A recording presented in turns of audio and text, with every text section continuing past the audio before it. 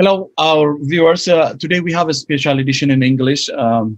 This program is prepared by Kayo Multimedia. Everyone who is watching this program, stay tuned at the end of our program. On our today's special edition, we will have a discussion with one of the Horn of Africa Genocide Watch founder and a director of this organization, Dr. Warkineh Torban from USA. Dr. Warkineh, pleasure to have you in our program today. Raji, thank you so much for having me.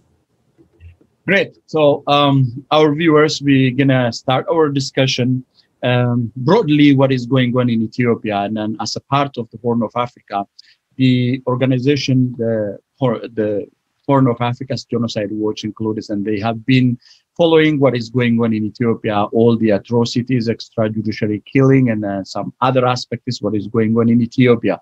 So we will discuss about it, and then the way forward, what is the fate of the people of Ethiopia, including Oromos and the other nationalities. Again, stay tuned at the end of this program. Dr. Warkineh, again, pleasure to have you.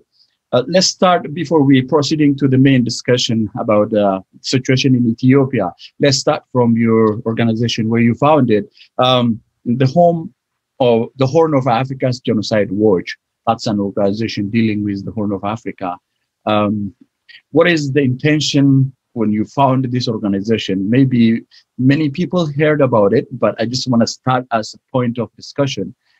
What is the intention when you founded this organization, and then maybe many people when they intended to have something, there is a point which made them to do it. So maybe the worry you have in the Horn of Africa, or I don't know, I'm not sure about it, but what is the intention to have this organization? And then so far, how you guys dealt with the situation in the Horn of Africa, and if you can point out a few of what you have done so far, then we can proceed to the main discussion, how we can see what is going on in Ethiopia behind the media outlets. Let's start from there. Great. Thank you so much, Raji. And thank you for asking me that question as well. The Horn of Africa Genocide Watch is just based on the fact that in the Horn of Africa, there are so many different people whose human right is violated. If you might have heard about the Universal Declaration of Human Rights, and there are 30 articles in that Universal Declaration of Human Rights, and none of them are applied to especially the Oromo people in the Horn of Africa. And even other nations and nationalities like Kema, Benishango, Gambela, and now Tigray. And that is the reason why we initiated this organization, because we need to fight for human rights. And just for being human, we have about 30 universal rights. Human being, you have the right to live. You have the right to vote. You have the right to have all the natural necessity that God gave us. But in Ethiopia, in particular, these human rights are completely just violated. And that was the reason we tried to build this name-profit humanitarian organization called Horn of Africa Genocide Watch. And for your question, that you mentioned about what we are doing and how we are doing. And we are trying to collect tangible data. As you know, there are so many fiction writers. There are so many actors in that part of the world. They just write just fictions, which are not really true. For example, the other day, I was reading an article that was published on Al Jazeera. It was completely fiction. and there is nothing that has substance that you can verify with the fact that is happening on the ground. There is a guy whose name is, I think, Zacharias something. So this guy is Amhara, and he basically wrote what the activists, Amhara activists, those who were just maximizing the violence against innocent people in that part of the world, like in Tigray, in Oromia, in Benishangul. That's how he wrote just a fiction, which is not really true. So that's why we are trying to collect facts from the ground, and we are accumulating all data which can be very helpful to appeal to the international community. That's what we are doing. Another thing we are doing is just we notify these perpetrators, these criminals, that they're going to be accountable for whatever they are doing against human values. So that is our second goal. And the third goal is just we need to teach our people in that particular part of the world, they don't even know their human right. They don't know what is human right. So we need to teach them. They have the right to live. They have the right to speak. They have the right to think. And the terrorist government in that empire, especially in Ethiopia, is violating all the 30 articles of the Universal Declaration of Human Rights. So we need to teach the people. We need to just notify these criminals, and we collect data to just share the information, tangible information, fact-based information with the international community. For example, yesterday, I summarized few of the things which is happening right now in Tigray, in Oromia, in Benishangul, and we shared with the UN Security Council. So that's what we are doing, and that's how we are doing. Okay, we just try to refute the baseless fictions, the actors, and the media, especially in Ethiopia. They have different types of media, which are just preemptively talk about just baseless. Great, Dr. Warkineh. We'll go back to those breakdowns, like how the actors performing and the narrative of politics and all stuff in Ethiopia is affecting the current situation. We'll go into that, and then I hope my viewers got understanding what the Horn of Africa's Genocide Watch intention, and then what you guys are performing for now. Let's proceed to our main discussion. Many said that what is going on in northern Ethiopia, especially like the fight between the ideology difference between the Prosperity Party, which we call them PP, and then the TPL. But the international community, the medias, the human rights defenders mentioned that what happened in northern Ethiopia is ethnic cleansing, and they worried that one may proceed to other nationalities too. We'll go step by step what intention is happening to the other nationalities. But what do you think? How do you elaborate? Do you agree with what the world is saying, or as a Horn of Africa's Genocide Watch, what happened in northern Ethiopia?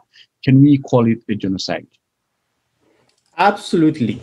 Actually, it's not only ethnic cleansing. Three major crimes happened in northern part of the empire. Number one, war crime. The troops from Eritrea and Amhara militia, including the federal armed group, did kill unarmed society, citizens in that part of the country. They killed kids, children.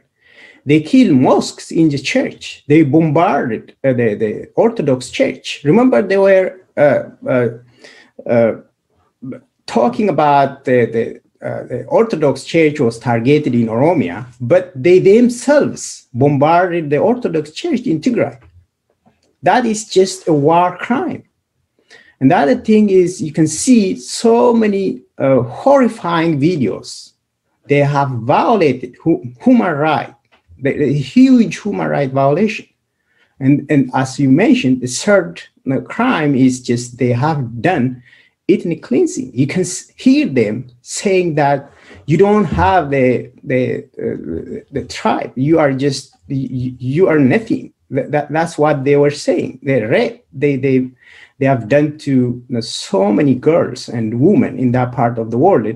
It's just a crime. It's the ethnic cleansing. They are trying to just completely destroy the Tigray. So they have war crime, the huge human right violation, and ethnic cleansing. And this is a fact-based. We have tons of data. We've been collecting data from people on the ground. So those are justified by the United Nations Security Council, the US, and the European Union. And therefore, these guys are criminal. The Amhara militia and Eritrean troops and the Abiy leaders are criminals. So that is absolutely correct. Great. When you say that, we share your idea too, Doctor. But who will be holding responsibility for that? Who's going to be responsible for that? Many say like the Eritrean troops. Many people say that the Amhara militias. When we say Amhara militias within a quote, that's the Amhara regional government militias organized by the government itself and the Liu hired. And then many say the defense force of Ethiopia. So meanwhile, we have to know who is going to be, if we say it is a genocide or ethnic cleansing, we have to hold somebody responsible. Who is responsible for that? Primarily, Abiy Ahmed, who invited these forces to the nation. Okay, he just broke. He violated the sovereignty of the nation. I mean, the empire. In fact, that is not nation because it has no order. It has no clear leadership. I don't really call them leaders of the nation. They are groups, the mobs. Okay, so you remember Abiy and Isaias Afwerki, they had kind of just, they exchanged like a marriage. You remember they gave each other a ring, and that was so amazing. And we have never seen something like that. Just for a political purpose, you just exchange rings. So that was where the drama started. And ever since, Abiy Ahmed was really supported by Isaias Afwerki, and the armed group from Eritrea are still in that empire, and they have been involved in Tigray, and they have committed horrifying crimes, and now they are in Oromia. So Abiy is responsible, Isaias Afwerki is responsible, and the leaders of the military in that empire should be responsible, including the generals of Eritrea. So those are responsible for all these crimes: a war crime, the horrifying human rights violation, and the genocide in that region. And other issues, Doctor. What is the intention? The intention of fighting against the TPLF, or all this atrocity and extrajudicial killing happened to the people of Tigray? What is the intention? I mean, the government says like we implementing the rule of law. If they are implementing the rule of law, what intention making like the Amhara militias crossing a border to a Tigray? Tigray is as in the administrative system of Ethiopia, they are by themselves, they are just one of the, not a province, they are one part of the regional state within the Ethiopia federal system.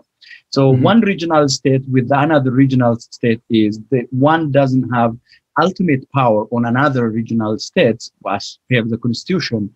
They have the parallel power. So if the intention is implementing rule of law, it's only the stakeholder within this process should be the federal government. So what was the intention, all these stakeholders participating on a war against the people of Tigray in northern Ethiopia?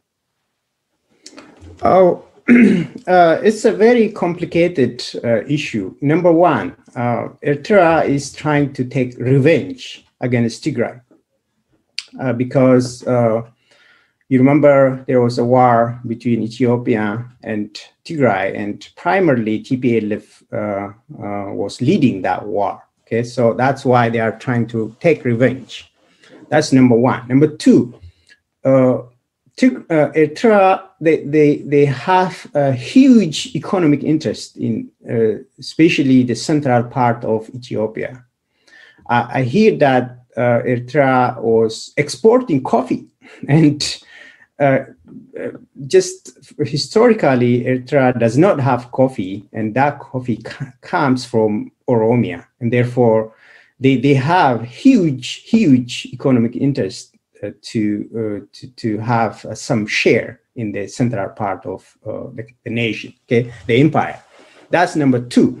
Number three, the Amhara region is trying to expand their territory, territorial expansion, okay, and trying to take some part of Tigray. When they were on power, they have controlled the border part of Amhara. So they are trying to take that back. Okay, so these are the three major reasons. The fourth reason is just the interest of Abiy Ahmed. He wants to be the king in that empire. So he wanted to just destroy the strong TPLF and then come back to Oromia like he's doing right now. So these four major interests is there. That's why they are just committing these horrifying crimes against humanity. Great. As you mentioned that their intention is different for within the stakeholder. Their intention is different, but the collective responsibility should be also for the stakeholders, the whole stakeholders. But yes, maybe many said about why the intention of the Eritrean the intervention. Many said like they were invited by the Colonel Abiy and his regime. Many said they went for the revenge against TPLF or some other behind even the Western and all other stuffs. But that may be clear soon when the intention of Eritrea is done, because still they are there. If the revenge to TPLF is they thought they won the TPLF, they shouldn't stay there while the international community is requesting to leave the country. Yeah, actually, I forgot something else. You can add your point on that one. I want to emphasize on the issue where you mentioned that the intention of the Amhara militias or the Amhara regional government, including the Liu Hail, which is organized by the regional government, is just to annex annexation of the lands which belongs to the Tigray regional state before. So historically, when we see this historically, the areas where they took, for example, like the Welkite and all those districts, they have been ruled by Tigray regional government for almost 30 years. Yeah. Is there any like historical proof or anything, or because why I'm mentioning that one is I read an article and then I was listening to the Amhara mass media. Even they declare those districts are belongs to Amhara region. Even on that, when a dispute happen on a region, it happens on Oromia, for example, like Southern Oromia, where they took a referendum between the Klil 5, which we call it Ogaden, and Oromia. It happened in many places by referendum. The people should choose where they belong to. But here it's not happening. So that means it's one region is colonizing the other. So how do you see that intention? Do they deserve to take those regions from the Tigray region? Or is that legally a procedure to happen that as per the constitution of the country? Absolutely not. Here is the thing. It's very easy to decide about the territorial dispute. It's just the people who should decide where they belong. But that never happened here. They killed those who are against their views, and they are trying to take that part of Tigray, and they don't have to kill people. Okay, just ask them. And where do you belong? If they want to be in Tigray, they have the right. The land is theirs. Okay, and if they want to belong to the Amhara region, they should decide themselves. Okay, but here they didn't have that choice. Okay, they are forced. If somebody has their root in Tigray, and if that person is in that part of the region, they kill them, they cleanse them. Okay, it's ethnic cleansing. Okay, they remove them. They kill so many children, women, girls, and so on, because they want to make that part of the country free for themselves. Okay, so that's a crime. They never. By the way, they talk about Ethiopia. If they really want to build Ethiopia, they don't have to worry about territorial disputes. They have to see the global picture, the big picture of that empire, how the empire could have good peace, peaceful coexistence, okay, safety of the people. Okay, they never worry about those things. They worry about land. They worry how Let's to take. we'll move forward to like who worries about Ethiopia, or the description of Ethiopia itself, where the PP describe, or the other nationalities describing Ethiopia, or the pro-Naftanyas describing Ethiopia is in different meanings. That one is maybe taking us a day if we want to discuss about it. Let's proceed to why I did mention that legally allowed one region to conquer another one. That looks like annexation, because it's the people's right when there is a territory dispute to decide where they belong. What happened to Sidama? They went to be a regional government by themselves. They went vote referendum, and between the Oromia and the region of Somalia, there were a dispute on the border. Referendum were happening, even if it is like not a normal referendum, but we're just saying it. So why I did mention that one is the other nations were worrying about. Yeah. After the government says they already concluded what is they call a conventional war in Tigray, but still there is a massive war happening in Tigray, as reports released recently. The other nations, they were worried because it started in Methakal. The Amhara militias, they moved to Methakal, and they request that is their own land from the native Gumuz, Shinasha, Oromos, the other nationalities. Again, around Sokota, Raya, those areas where it belongs to the Wollo Oromos, they already also claiming, and then they put their Liyuhail massively there. And then they start crossing a border to East Walega, for example, the areas district Amuru Jarte, Gidda, Kiramu, Angargutin, Harolimu, and then the same to the northern Shawa, crossing the border to Dara areas, and then they are also claiming. We'll massively discuss about what happened in Wollo. That's also one part of it. How do you see that? If this team, the stakeholder which has been fighting in northern area, moved to other nations, what is the fate of Ethiopia? Are we building Ethiopia, or what will be the face of the Ethiopia and the other nationalities too? What is the intention behind it too? Well, the intention is just clear.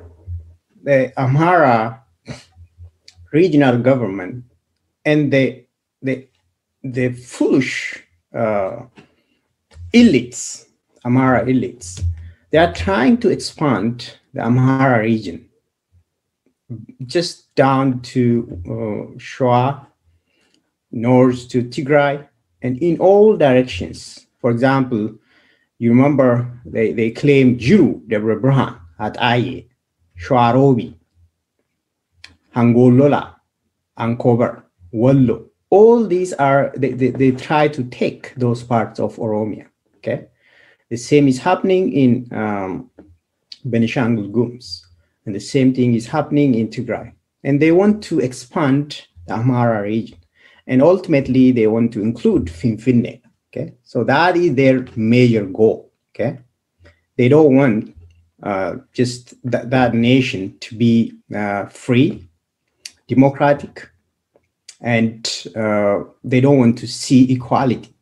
They want to build the oldest, like kingship, okay? And they want to make these people slaves, okay? They are extremely foolish in 21st century. They think like 100 years ago, okay? I'm very surprised. The so-called Brahanu Nagga, he lived in US, and he still thinks like 100 years ago. Okay, that's extremely sad. He lived in a more modern world where we just live in a very respectful manner. All the states in US, they respect each other, okay? They never take a penny from the neighboring states, okay? They live in a very mutual friendship, okay? But he never learned it, even from US. He thinks something else, okay? So that is extremely ignorance. They will never succeed. Our people are modern, okay? They want to be free. They want to be have their own right to just select or elect whoever they want to, who can represent them. TPLF tried with camouflaging individuals who are fake representatives, okay? So that will never, ever happen now. So they will never succeed, but they are trying, but their effort is completely dismantling that empire. You will never, ever see the Ethiopia of yesterday. It's gone already. It will never come back. The Benishangulis, they were massacred. The Tigray, they were massacred. The Oromos are being massacred. Okay? So many crimes have been happening. The Sidamas, the Gambelas, and these people are determined to be free. Okay? And the world should protect them. The world should support these people to have their freedom, their human right, their universal declaration of human rights should be respected. And that should start from themselves. And that's what they are doing. And therefore, the hypocrites will never succeed. They are failing every day. Look, at the international level, their diplomacy is completely destroyed already. The Amhara militia, they are considered to be terrorists in that region. They have committed crimes against humanity. They have committed war crimes. They have violated human rights values, and therefore they will never be accepted to secure the empire. And the Oromos should have their own protection. The Gambelas should have their own protection. The Tigrays should have their own protection. And therefore, the empire is already dismantled, and it will never come back. Maybe, Doctor, like many say that the yesterday Ethiopia wouldn't be happen, but other people worried when the situation, what is going on. They have been saying that TPLF is strong enough to defend themselves and all stuff, and they crack down the northern part. They proceeding by step.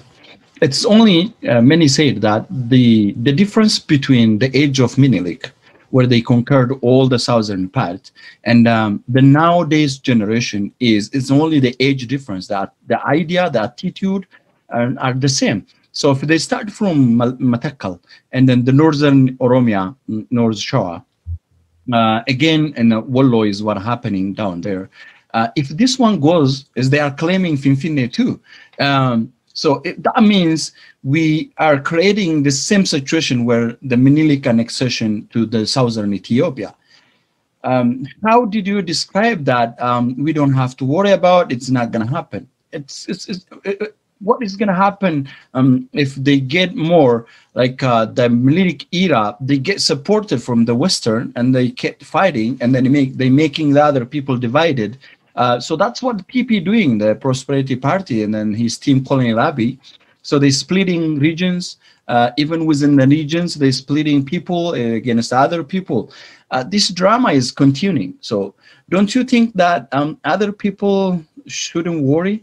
If they don't worry, what is making you not? We don't worry, because that's what, dude. What is in the ground, happening in the ground, and then what is talked on the media is different. So I worried as someone, as a journalist who has more information, what is going on there.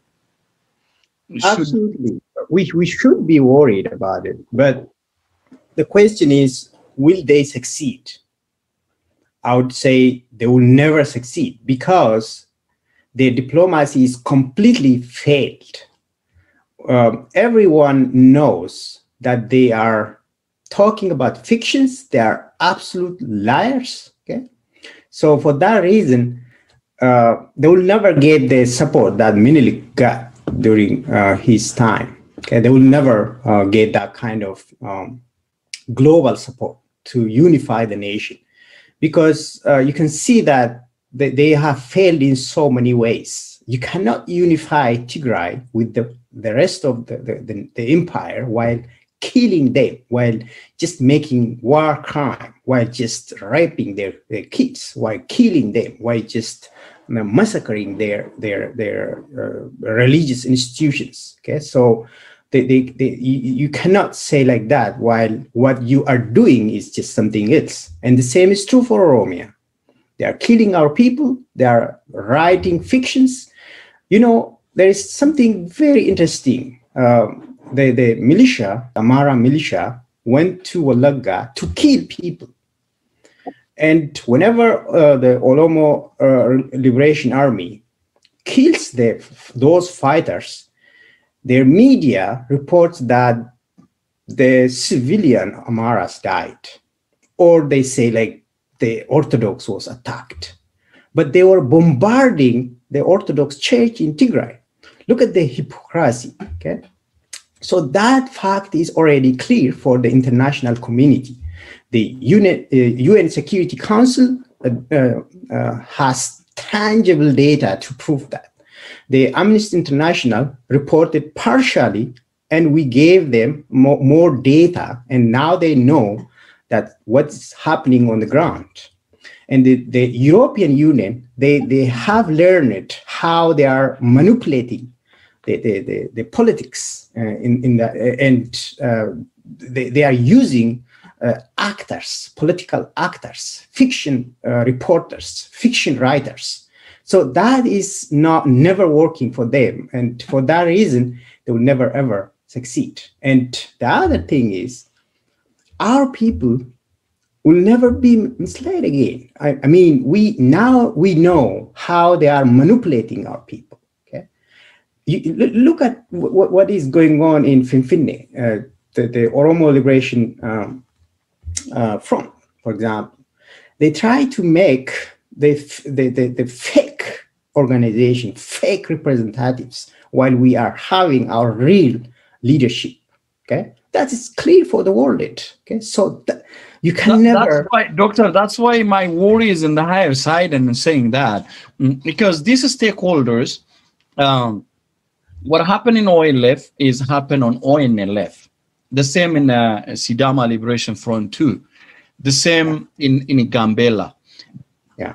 The same thing happened in Matakal, like between the Shinasas, the Bertas, and the Kumuz, the nation.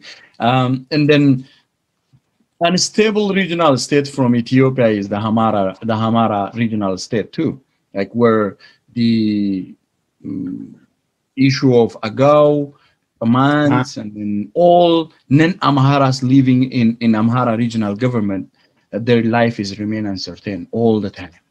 Nobody talked about it.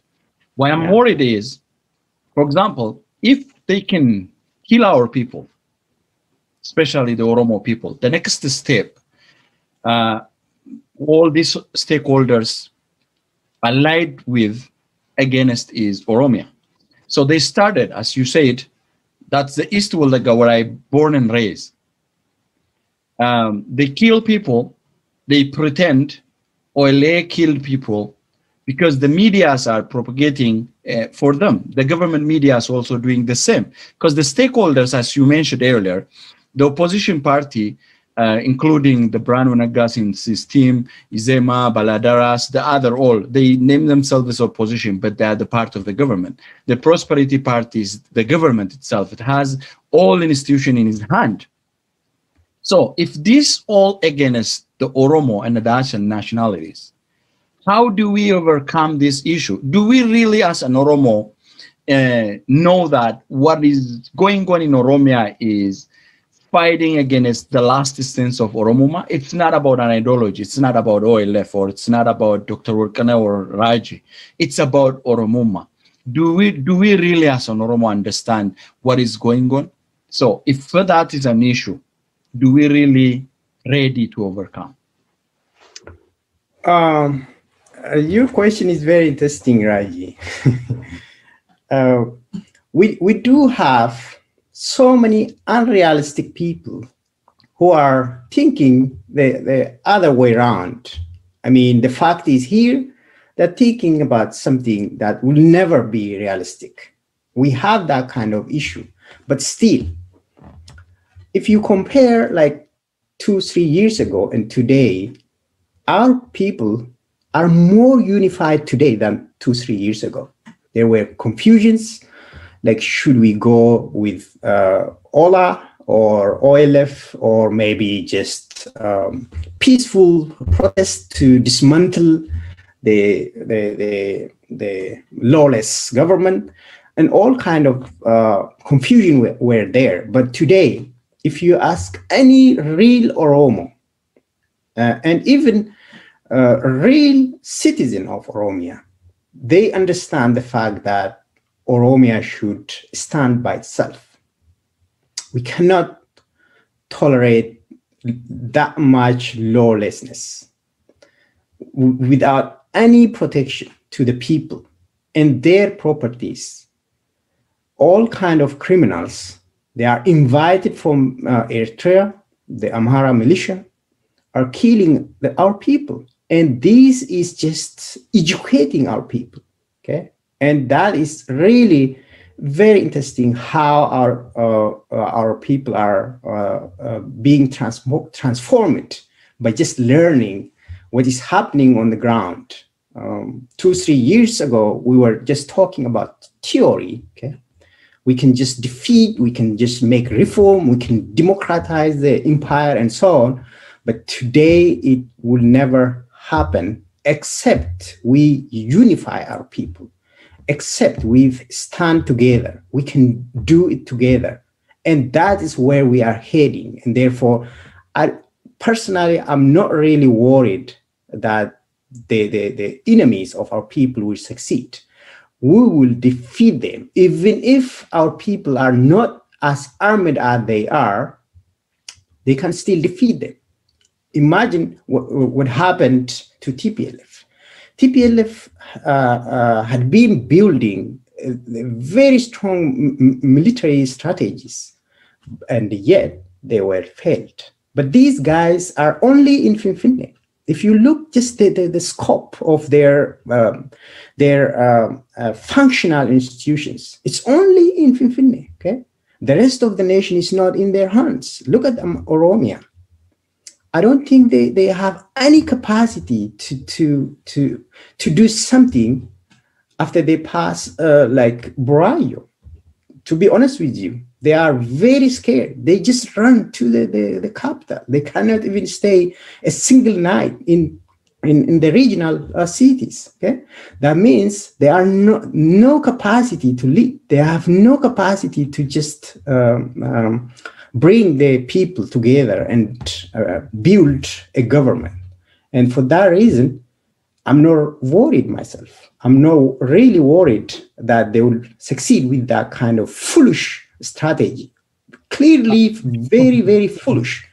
Yeah, I'm just worried because maybe you may not. So let's agree on disagree. Anyway, Our viewers, our discussion continues on regarding what is going on in Ethiopia with Dr. Warkineh Torban, who is the founder of the Horn of Africa Genocide Watch. Our discussion continues. Stay tuned at the end of our program. Let's move to the role of the medias and the narrative in Ethiopia. The biggest issue what I've seen in Ethiopia is the narrative, the political narrative of Ethiopia is the one obstacle to form the democratic Ethiopia.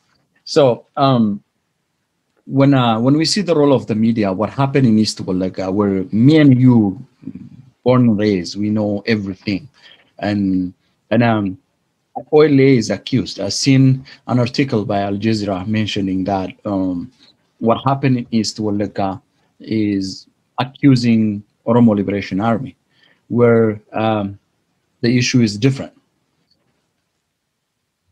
On this aspect, as per your information, do you think like OLA, the accusation against OLA is that baseless or that is true? If it is true, why?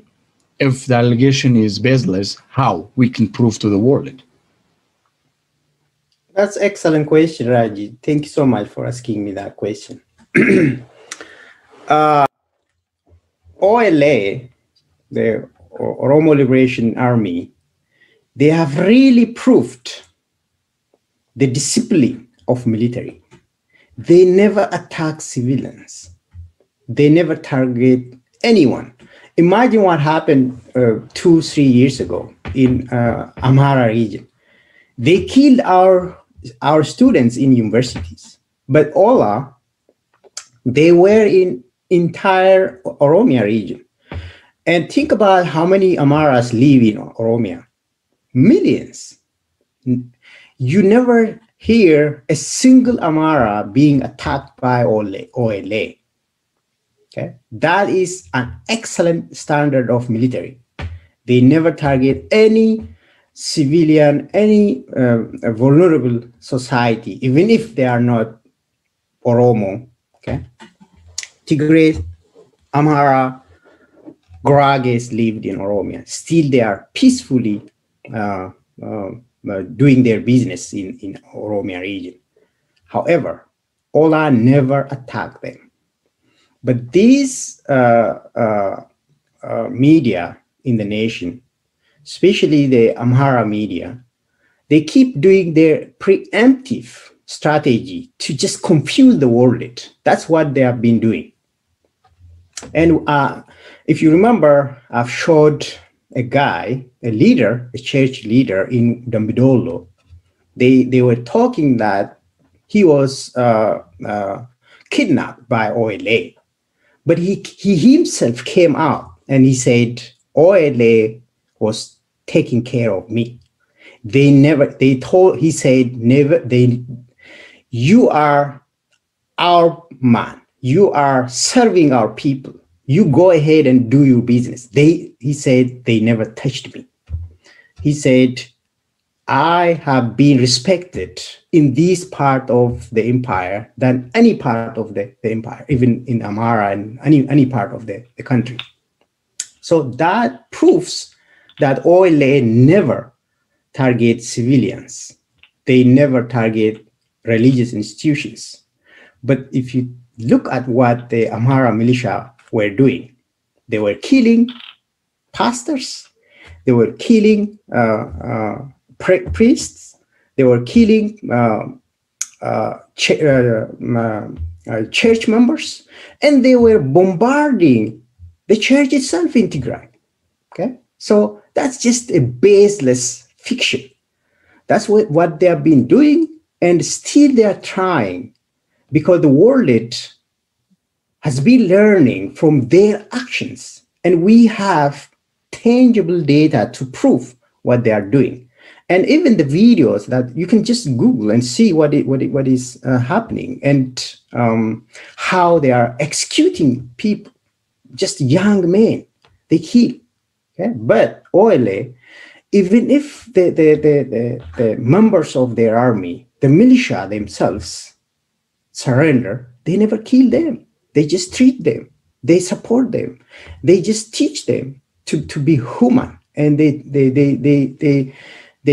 make them to understand what is going on. Because those military members, I don't think they have a good scope of what is happening in that country. Doctor, while the issue, like as you mentioned, that from the ground, you said like you have many to prove the issue going on in the ground, and then on media's outlet is different. I do agree on that one, because I had an interview in Amharic program with Western Oromia Oile Commander Jalmaro Deriba, and then I asked him a question that Oile is doing attack on non-Oromos where it was in his zone, where we mentioned it, where even Al Jazeera mentioned. He did say that if you want to do it, we have been with them for the last 20 years. All could happen long time ago. So our intention is not against the people, and we fighting against the region. So yeah. Whether you are Oromo, Amhara, Tigray, Somali, or anybody, if you are against our armies, if you are equipped with like a gun and come to fight us, we fight. The rest civilians are, we treat those who we stand for, and then people who stand against us. That's what he said. At the same time, what Al Jazeera put in Eastern Wolaga, I had an interview with a young Oromo who were standing when they execute people, saying, "Yigedel, let him kill." Then let him killed. That's the people clamping their hand, and they shoot young people age less than 20. That is what happening in ground. And earlier, we find out that those people looking a labor job within that region, the place called Angargute and Mender 2. So the guy told me on the phone that those kids were looking to get daily labor jobs, and then who captured them were the Amhara militias, and then gave them to the Oromia Liyuhail, the special force. So within the ground, that's what is happening. But the medias are like talking something which is not within the ground. How do we tell the world that is not the right what is on going in the ground? Because when I'm mentioning that one, Dr. Warkineh, Al Jazeera putting that article, I've seen that within the social media, too many people like pointing their finger against OLA. What was our fault not telling the world this is not what happening in Oromia? Well, Raji, we as an Oromo, we were victims, but we perceived as the problem, who created the problem, while we were the victim. If that happened, it's not going to be we losing out of the track. That's why I'm mentioning where we miss the track. Let's put it as that. Raji, that's a very interesting point. You know what? The US and the European Union knew what OLA is more than you and me. Because you remember what happened during the TPLF regime. They tried to blame OLF was terrorist, but that was refuted by WikiLeaks. The terrorist was the government itself, and that was actually proved by Abiy himself. The government was terrorist, and OLA had an incredible discipline how to deal with this war struggle. They are freedom fighters. They are fighting for the freedom of our people. They are not targeting any civilian citizens. If they had that kind of intention, as you mentioned, they could have killed millions of them in a single day. They live together. They are in all parts of Oromia, and OLA never targeted these people. and that is known at the international level. One of my friends told me that a few years ago, OLA military, they were traveling from around the border of Somalia and Kenya, and the Ethiopian government told the US CIA that Al-Shabaab was in that part of the world. And the US leaders told them that no, they are not Al-Shabaab, they are OLA. So imagine how foolish these guys are. The world can see the fact, not the fictions, what they are telling. The media is just only for the Finfinne citizens. It does not go far. The fact is everywhere.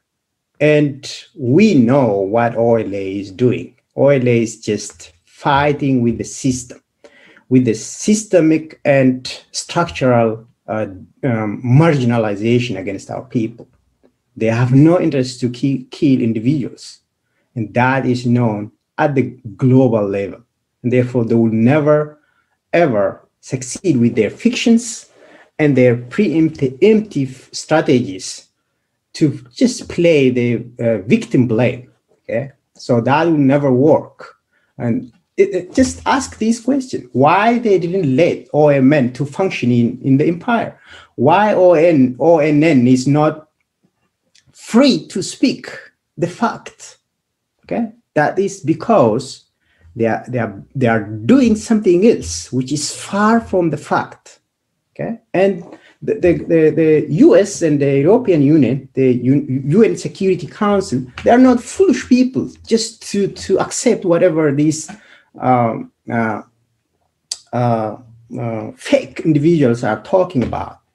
They realize the fact and they can reason why OMN is not allowed to serve in that empire, why ONN is not allowed to serve in that empire, why all media which are talking about the real situation on the ground are not allowed, why sometimes internet is disconnected, why telephone is not working. So that is just common understanding. It's just a common sense to think about what is happening. And when you look at the guy who wrote about Al Jazeera, did he write the same thing about Tigray that the world witnessed? Never. So that is enough to justify that what he's writing is just bullshit. No justification, no data to just show the world. But you cannot convince the world leaders by making fictions like that, stupid fictions, which does not have any substance. How do we overcome such stuff? Because why I'm mentioning all about people, they say about the elites, the media, pro Amhara, Neftanyas, or pro PP medias, even the government medias themselves, they are propagating or inciting a civil war against the people. And then misleading the international community. That's not a good narrative for our for the nation nationalities, the struggle for the people. So how do we overcome? Because the media is the main role. We can take one example of Rwanda. In Rwanda, there was an FM station who incited, like a director who incited, who was a journalist, if I'm misinformed. He is still in jail, like for the last 20 years. He was the one who incited the civil war between Hutus and Tutsis. It started from the media outlet, and then it goes behind everybody's capacity, and that we lost like 1 million life there. Medias may create such chaos. So how do we overcome as a people? Because we know many clap their hands on that area. Many, they think what is going on, not in media, in the grassroots. So how do we overcome that one? How do we tell the world that that's not the truth? It's not about the media. As a people, how do we tell the international community? That's excellent, Jaji.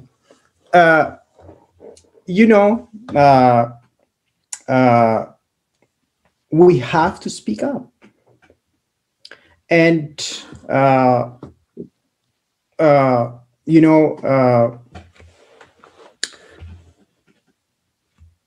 we have different stakeholders here: the Tigray, the Oromo, the Ago, Kimant. We have to speak the similar language. We have to speak the fact. It's not about Oromia. It's not about Tigray. It's not about Benishangul. Let's think about the big picture and speak about all the fictions that they are propagating from that part of the empire. And if we have a credible case to tell the world, we can refute and show the world that they are talking about something rubbish, which is fiction. And our media should be really focused on these kind of things. We have to make a good network to speak up and immediately show the facts which they are trying to cover up. And that's how we can defeat, by just speaking the facts, focus on the facts. And we don't have to disregard and talk about this one region. For example, for being Oromo, I don't have to talk only about Oromia. I should talk what happened in Tigray. I should talk about what is happening in Benishangul, in Kimant. And the Tigrays should do the same thing. They have to talk about the reality. That one is mainly, I speak out about the atrocity happening in people of Tigray. But once you said, or you mentioned about what is happening in northern Ethiopia, especially people perceive you are a sympathizer to TPLF.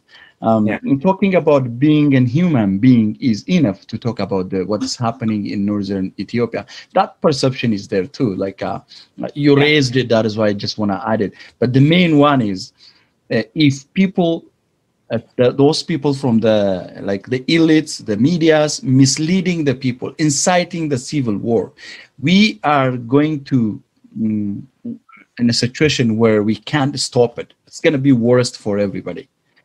Not to that happen. How do we overcome that awareness? You guys should be as a Horn of Africa Genocide Watch. Before we go to the genocide, it's better to aware people. That's why I mentioned that one. How are we going to be overcoming?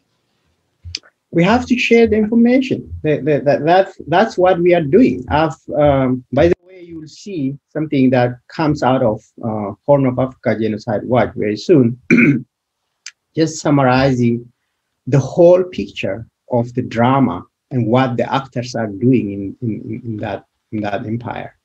And that's how we can justify facts and disprove fictions. Okay?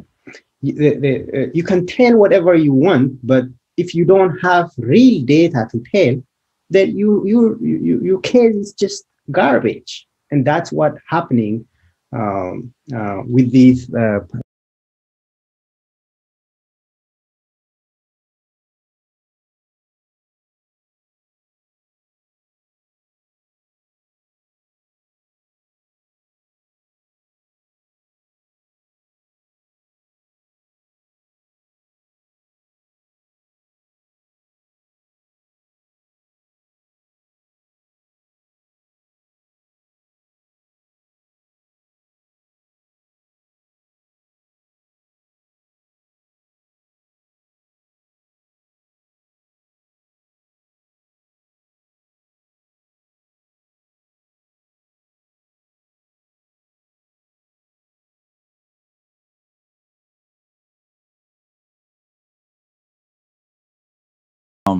at last, not the least.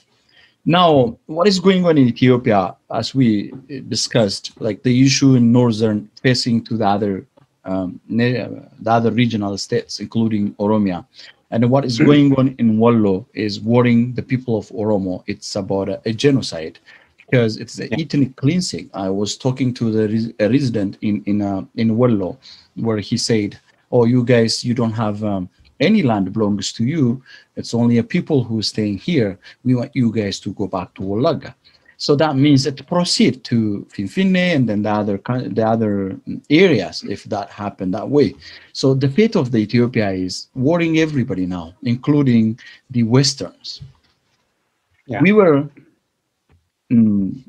having a willing to have inclusive discussion with the government, with the other nation nationalities and Oromo to build up Ethiopia. But that wish, I wouldn't think it's going to be there. The election, as you mentioned, where the OLF or OFC is not the part of it, there is no way we call it election too. I don't think that's going to be happening too in Oromia, because if the people of Oromo, if they don't have a party which represent them, I don't think the Keros and the Kares allow Izema to have an election within Oromia. So what is the fate of Oromo way forward?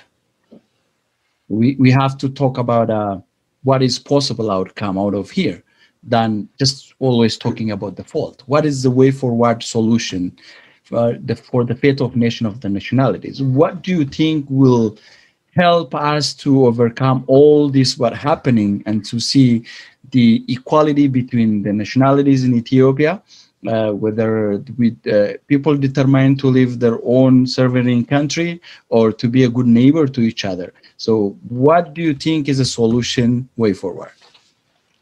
Raji, thank you so much for asking me about solution, because especially when I hear the Oromo media, they never ask that kind of question. And the activists, they never talk about the solution. They talk about what happened and how the enemy is attacking and all kind of bullshit. I really like focusing on the solution. Let me start with my last statement before I just explain about what you asked. The solution is building the transitional government of Oromia for the Oromo people and the nations and nationalities. Why not Oromia? Why not within the whole country? Well, first, yeah, that's excellent question too. If you and me want to do a big project together, I should clean my house. I should make my house good before I come to you. Having my garbage in my house, I cannot make a good friendship with you. And for that reason, Oromia should clean those kind of stupidity, a fake leadership, and then build the real representative of their own. And if they wish, other regions should do the same thing, and then negotiate how they can build a nation. That is the fundamental solution. Then I want to explain about your concept. When we say about the transitional government, you know, many say it on a media. That's why I raise, as a journalist, I have to ask what is within the people. And so many say it like the other regions are relatively stable, and Oromia unstable for the last 3 years since Colonel Abiy came to the power. And then what is wedged to face Oromia is the worst one, the others. So that would say Oromia should have a transitional government to build an inclusive discussion with the others. Why not we not starting to build Ethiopia with the others, excluding PP? Or when we talk about the transitional government in the level of Oromia, that including PP or without PP? That's a very interesting question, Raji. Oromos are not really very ambitious to control other parts of the region. We are naturally democratic. Historically, you know some about Gada system. Everything was democracy. Okay, the Oromo people had democracy even before the world knew the existence of democracy. And for that reason, we still want to have a nation, peaceful coexistence, peaceful nation where human being is respected, where the Universal Declaration of Human Rights can be practiced. And that can happen when you build your territory, when you have your city with real leadership, your Kabale, your region, and your state. Okay, that should start from the local part of the society. It should start in the neighborhood where you have good leader who can protect their property, their safety and security. If we are trying to build that kind of leadership, it should go to the local community. It should go to the individual regions, okay? And that depends on the regions, their will, whether they want to build Ethiopia together or not, okay?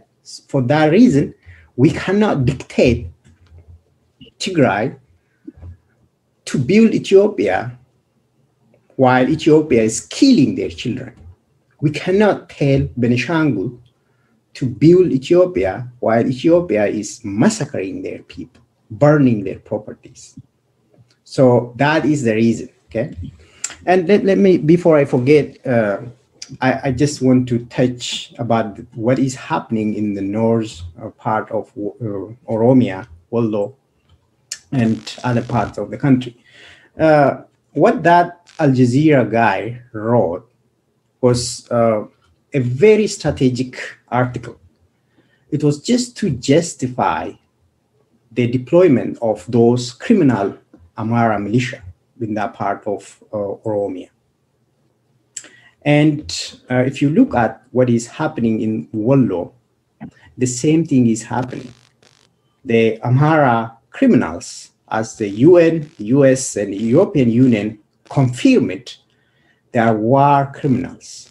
The war criminals are deployed in that part of the country, and they are trying to justify those kind of fictions, and they are burning properties, they are killing civilians, they are killing children. And whatever we have seen in Tigray is now transformed and replicating itself in Oromia. They are doing exactly what they were doing in Tigray. They did the human rights violation in Wollo. They killed unarmed people, children and women, helpless, vulnerable people. And that is a crime. They are committing another version of complex war crime, and they are violating human rights values. They are committed to continue to cleanse the Oromos from that part of the country. If you look at Wollo, almost the entire region is Oromia, and that's why they are targeting them. If you look at the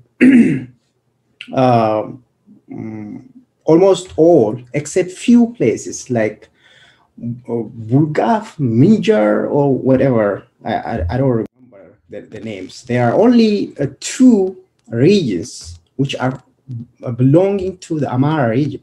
The entire Wollo is part of Oromia, and that's why they are trying to cleanse. They are committing genocide against the Wollo. They are trying to justify their effort to get more part of Wallaga. In Horoguduru, that guy wrote fiction. That is a justification because the Amhara militia, the criminals, the killers were deployed the other day. And that's why they are fabricating baseless articles to just tell the world that they are trying to